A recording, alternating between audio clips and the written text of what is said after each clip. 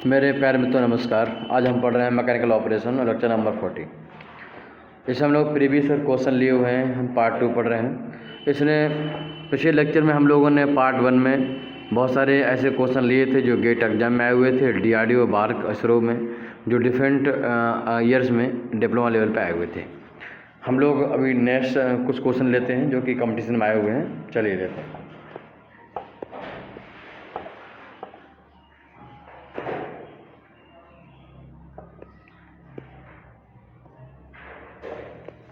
Question हमारे सामने है। क्वेश्चन कह रहा है what is the critical rotational speed, यानी एनसी पूछ रहा है what is the critical rotational speed in revolution पर सेकेंड यानी आरपीएस में for the ball mill of 1.2 diameter charge with 70 mm diameter ball. ठीक, तो आपको मालूम है क्रिटिकल स्पीड निकालने का फार्मूला होता है NC = 1/2 pi under root G/R minus R, यानी capital R minus small r। तो यहाँ जो कैपिटल R दिया हुआ है वो बॉल मिल का रेडियस है, 1.2 मीटर दिया हुआ है, तो इसका हम आधा करेंगे तो 0.6 मीटर आ जाएगा।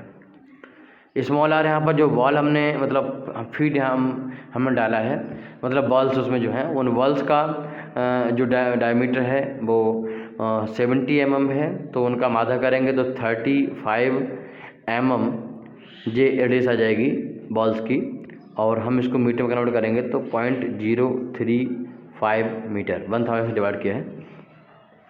अगर हम इसको सॉल्व करते हैं वैल्यू पुट करके और जी की वैल्यू 9.81 लगाते हैं तो ऐसा करने पर मुझे आरपीएस में मिल जाएगा।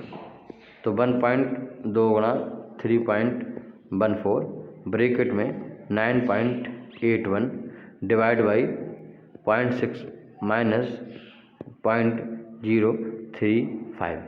मानता हूँ कि डिप्लोमा लेवल IOCL किसी भी एग्जाम में उतने क्वेश्चन न्यूमेरिकल नहीं आते हैं, बट हमें आपको पूरी तरीके से तैयार करना है, कोई भी कमी ना रहे आपके अंदर, चाहे वो न्यूमेरिकल लेवल पे हो, चाहे वो थ्योरेटिकल लेवल पे हो, चाहे इंडस्ट्रियल लेवल पे हो।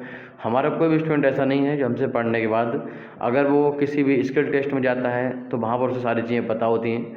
हमारी गारंटी है कि अगर आप डिप्लोमा लेवल में पढ़ाई कर रहे हो, फिर उसके बाद आप अप्रेंटिस में जाते हो या फिर किसी इंडस्ट्री में ट्रेनिंग करने जाते हो, तो आपको वहाँ के एम्प्लॉय से ज़्यादा पता होगा, ये मेरी गारंटी है। तो ऐसी कंडीशन में कहीं ना कहीं आपको जो पावर मिल रही होगी। और हमारे इस साल सेलेक्ट हुए इंडियन ऑयल में जो अप्रेंटिस एग्ज़ाम है उसमें सभी लोग कैसे बच्चों का जो फीडबैक है कि सर हमारा जो वहाँ पर परफॉर्मेंस था इंटरव्यू में या फिर एग्जाम वो बहुत ही अमेजिंग था, और हमें वो सारी चीज़ें पहले से पता थी। इसके अलावा क्या है कि जो बच्चों का सिलेक्शन पॉइंट वैकेंसी हुआ है वो बताते हैं, और यहाँ तक कि जो बच्चे ACP एग्ज़ाम होता है हमारा प्रमोशन के लिए IOCL में, इसके अलावा इसरो में, DRDO बार्क में सब में हमारे स्टूडेंट का परफॉर्मेंस नजर आएगा। वो बताते हैं कि वहाँ पर इंटरव्यूअर पूछते हैं कि आपने कहाँ से कोचिंग पढ़ी है। तो कहीं ना कहीं एक प्रयास है हमारा कि हम बहुत अच्छा कर सकें, और एक डिप्लोमा लेवल पर जहाँ पर एजुकेशन लेवल बहुत डाउन है हम उसको बहुत अप कर सकें। इसी वजह से हमने 7 टेक्स्ट बुक को फॉलो करते हैं एवरी सब्जेक्ट में। हम बहुत ही अच्छी अच्छी बुक्स को फॉलो करते हैं और हम मैक्सिमम लेवल पर ले जाके आपको पढ़ाते हैं। हम सिलेबस तैयार करने में सबसे ज़्यादा टाइम लेते हैं। तो हमारी जो हार्डवर्क है वो मुझे लगता है बहुत रंग ला रहा है। फिलहाल इसको सॉल्व करते हैं। पॉइंट से घटाइए 0.035, हमने इसको घटाया है तो वैल्यू आई 0.565 आएगी, और इसमें हमने इसका उल्टा किया और उसको 9.81 से मल्टीप्लाई हमने कर लिया है, 0.81 से मल्टीप्लाई कर लिया है तो आ गया 17.3628। ठीक, इसका रूट ले लिया है तो आ गया 4.1668, और इसको हमने फिर डिवाइड किया है 2 से और फिर डिवाइड किया है 3.14 से। ठीक, तो फिलहाल आंसर आया है 0.66351। मैं पहले इसके ऑप्शन लिख दूँ, ऑप्शन यहाँ पर लिखे हुए हैं। तो जो 0.663 ठीक 1, ये क्या RPS है, रेवोल्यूशन पर सेकेंड। ठीक, रेवोल्यूशन पर सेकेंड, यहाँ पर सेकेंड जो है सॉल्व बनेगा। तो this is the right answer. ठीक, डी इसका राइट आंसर है। चलिए अगला क्वेश्चन देखते हैं। अगला क्वेश्चन है if DP is the equivalent diameter of non spherical particle. हम आपको बता दें कि जब मैंने थोड़ा बताया DP के बारे में, बट नेक्स्ट यूनिट में हम पूरा अच्छे से इसको डिस्क्राइब करेंगे। तो DP is the equivalent diameter of non spherical particle. मैं थोड़ा बड़ा कर देता हूँ, उसको नहीं दिख रहा होगा आपको। ऐसे देखो। तो if D P the equivalent diameter of non spherical particle, कोई भी पार्टिकल स्फेरिकल नहीं है तो उसका डायमीटर को डी पी से रिप्रेजेंट करते हैं। और बी पी इट्स वॉल्यूम, इसका वॉल्यूम पार्टिकल का बी पी है। और एस पी सरफेस एरिया है। देन स्फेरिसिटी क्या है वो आपको बतानी है। हम बताते हैं स्फेरिसिटी का जो फंक्शन है मैंने आपको कई बार लिख के बताया है, तो वो 6 बी पी, उसका जो 6 B P S P into D P, ठीक, ये फंक्शन इसका जो फार्मूला है, ठीक। तो वो surface upon volume ratio of एक स्फीयर और surface volume ratio of that actual particle, इन दोनों रेशियो सॉल्व करते इतना आता है, हम आगे बताएंगे आपको। तो phi s this is the sphericity of particle. कोई भी पार्टिकल किसी स्फीयर के पास कितना सन्निकट है उसको रिप्रेजेंट करने के लिए, उसकी गोलीता कितनी है, वो कितना गोल है, इसको रिप्रेजेंट करने के लिए हम स्फेरिसिटी की टर्म यूज करते हैं। तो this is the right answer, A option, ठीक। चलिए एक क्वेश्चन लेते हैं। क्वेश्चन है कि arrange the following side reduction equipment in the decreasing order of average particles produce by each of them, ठीक। मान लो कोई मशीन है, वो कोई प्रोडक्ट निकालती है, उसका साइज ए है। कोई मशीन है उसका साइज बी है जो निकालती है प्रोडक्ट, इसका सी है। तो इनमें सबसे बड़ा पहले लिखना है, उससे छोटा और उससे छोटा, जी आपको लिखना है। आपको अपने मन में सॉल्व करते समय ध्यान रखना है कि प्राइमरी क्रिस्टल क्या है, सेकेंडरी क्रिस्टल क्या है, फिर इंटरमीडिएट ग्राइंडर क्या है। मैंने आपको बताया था प्राइमरी क्रिस्टल, सेकेंडरी क्रिस्टल, फिर इंटरमीडिएट ग्राइंडर, फिर फाइन ग्राइंडर, फिर अल्ट्रा फाइन ग्राइंडर, बहुत ध्यान रखना है आपको। चलिए सबसे पहले हम बात करते हैं पहले ऑप्शन की। इसमें जॉ क्रिस्टल है, बिल्कुल सही, सबसे बड़ा साइज देगा। और बॉल मिल और फूड एनर्जी मिल, ठीक, बॉल मिल और फूड एनर्जी मिल, इसमें आपको अपना दिमाग लगाना है कि इसमें से क्या। तो फूड एनर्जी मिल सबसे छोटा साइज देगा, बिल्कुल सही है। और बॉल मिल जो है वो सेकेंडरी ग्राइंडर के अंदर आता है। तो मैंने आपको बताया था कि रॉड मिल, बॉल मिल, ट्यूब मिल, रेमंड मिल और ब्रस्टोन मिल, जैसे सेम कैटेगरी के हैं, एक ही कैटेगरी के हैं। तो इसमें कौन आता है, फिलहाल इसको हम देखते हैं। एक आंसर राइट हो सकता है। दूसरा देखो तो बॉल मिल सबसे बड़ा दे रहा है, जगह तो गलत हो गया, बी तो गलत हो गया। फूड एनर्जी मिल सबसे बड़ा देता है तो भैया जे भी गलत हो गया। फूड एनर्जी मिल सबसे बड़ा देता है तो जे भी गलत हो गया। क्वेश्चन द्वारा पढ़ लेते हैं। Arrange the following side reduction equipment decreasing order of the average particle. Decreasing order average particle size घटता हुआ होना चाहिए, तो उसके हिसाब से ए राइट आंसर है, बिल्कुल सही आंसर है। देखो सबसे बड़ा साइज जो है किसमें में देता है, आपको याद दिला दूँ, लार्ज साइज से 6 से लेकर 18 इंच का साइज ये देता है, आपको याद होगा। बॉल मिल का जो साइज जो रहता है वो हमारा 1/4 इंच से -200 मैश, ठीक, साइज है इसका। और फूड एनर्जी मिल का 0 से लेकर 200 माइक्रोन मीटर। सो मैं समझता हूँ क्लियर हो गया होगा। नेक्स्ट क्वेश्चन हम करते हैं। चलिए the energy required per unit mass to grind limestone particle of very large size 200 mm is, देखो हम आपको क्लियर कर दें, 100 mm साइज तक। देखो लार्ज साइज से आपको 100 mm तक इसने लिखा हुआ है, mm इसने लिखा हुआ कैपिटल एम स्मॉल है, ऐसे गलत है, ठीक, ये mm लिखा जाता है स्मॉल में।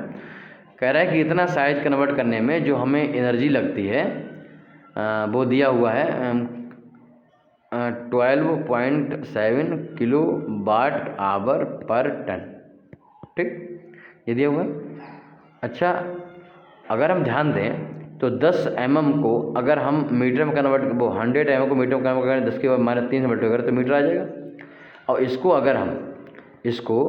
अगर हम कन्वर्ट करें माइक्रोन में तो 10 की पावर 6 से मल्टीप्लाई करना पड़ेगा, 10 की पावर 6 से, हाँ ठीक, माइक्रोमीटर में करें तो इतना हो जाएगा, पहले 6 से मल्टीप्लाई करना पड़ेगा, ठीक है, पहला साइज। तो मल्टीप्लाई किया तो 100 गुणा 10 की पावर 3, ठीक, क्या होगा, माइक्रोन मीटर हो गया, 100 माइक्रोन मीटर हो गया।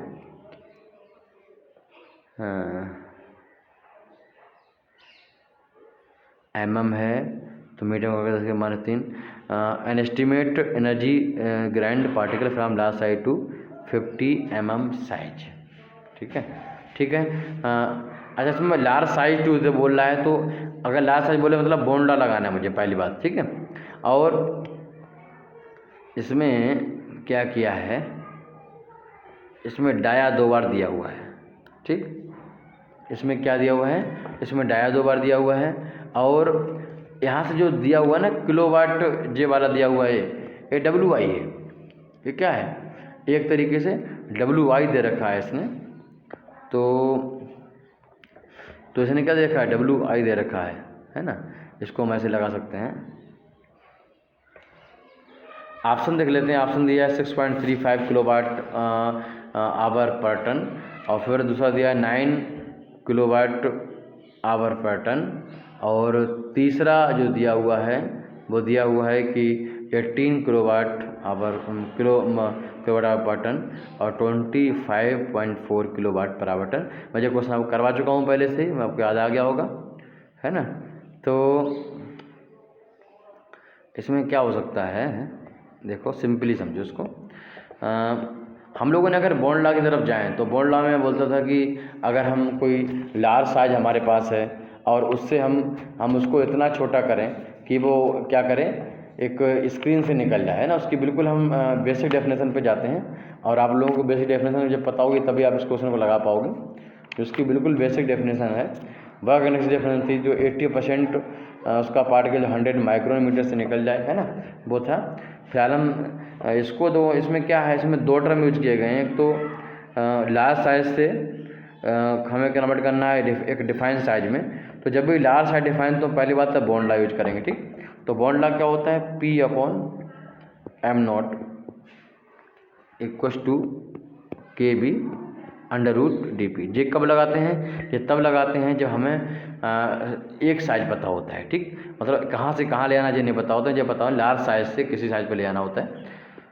तो इसमें ये जो दिया हुआ है P, ठीक, ये यहाँ पर WI देने के लिए इसको एक सेंटेंस लिखना पड़ेगा कि भाई 80% जो है वो 100 माइक्रोन से गुजर जाता है, ऐसा कुछ नहीं कहा है। WI वो नहीं है, वो WI नहीं है, ठीक है। ये क्या है, P है। तो P है, तो P की वैल्यू लिख दो यहाँ पर 12.7। मैंने आपको कई क्वेश्चन करवा चुका हूँ, इससे जल्दी करवा देता हूँ। तो 12.7 इसकी यूनिट क्या होती है, इसकी यूनिट होती है किलोवाट आवर पर टन, ठीक है, इसलिए मैं इसको लिख रहा हूँ। तो 12.7, ठीक है। और = जो KB है, और अंदर जो था वो mm में दिया हुआ है, तो हम कुछ नहीं करेंगे। मैंने आपको बताया था कि अगर mm में दिया हुआ है तो आप इसको खाली mm में रखिए, कुछ और दिया हुआ है तो उसको mm में कन्वर्ट कर लीजिए। मान लेता हूँ कि P/m0 ये दूसरा वाला है, डैश है, और एक KB है। दूसरे केस में इसने दिया हुआ है जो वैल्यू दी है डाया की, वो दी है 50, ठीक, 50 दिया है। बस सिंपली दोनों इक्वेशन को डिवाइड कर लेंगे।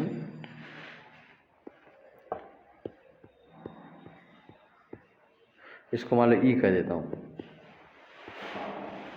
ये E है, और ऊपर से 50 पहुँच जाएगा, नीचे 100 आ जाएगा। यहाँ पर सॉल्व करने पर दोनों इक्वेशन को हमने डिवाइड किया है, 1 और 2 को, ठीक। तो 1/2 हो जाएगा, √2 हो जाएगा, और √2 बोल कितने होते हैं, 1.1414, है ना।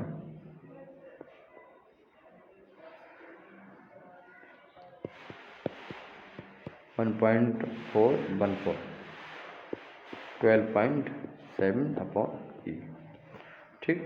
अगर हम इनको सॉल्व करें 12.7 को, तो हमारा जा जाएगा 17.96, ठीक, E। और जो 18 के पास है, ठीक, तो 18 के पास है, हम उसको ऐसे, हम उसको 18 बोल सकते हैं, 18 बोल सकते हैं, और किलोवाट पर टन, ठीक। तो इस तरीके से इसका राइट आंसर C है, ठीक। एक स्टूडेंट कह रहा है सर इसको WI क्यों नहीं माना आपने, तो आप इसकी वैल्यू पुट कर लेते, 0.3162 WI कर लेते, फिर सॉल्व करते। WI इसलिए नहीं बोला है क्योंकि इसने ऐसा नहीं बोला है कि 12.7 किलोवाट एनर्जी रिक्वायर्ड है कहाँ तक, यहाँ तक जो साइज है उसका 80% जो है वो 100 माइक्रोमीटर से पास है। अगर ऐसा बोलता तो मतलब ये WI था। उसने ऐसा बोला ही नहीं, वो एनर्जी रिक्वायर्ड है। उसने क्या बोला है, उसने बोला है कि एनर्जी रिक्वायर्ड है पर यूनिट मास, ठीक, ये बोला है। इतनी तो WI से मैच करती है, बट उसने 80% पास है वो वाली कंडीशन नहीं बोली है, वो ज़रूरी है तभी WI इसको बोल सकते हैं, अदरवाइज नहीं बोल सकते, ठीक। तो मुझे लगता है आपको काफ़ी मज़ा आया होगा, और अगर आप यूट्यूब से उसको देख रहे हैं तो मैं आपसे बोलूँगा इसको शेयर करिए, अपने फ्रेंड बताइए। अगर आप हमसे पढ़ते हो तो डेफिनेटली हम बहुत अच्छे लेवल पे आपको टेक्निकली एडवांस लेवल पे ले जाएंगे। नमस्कार।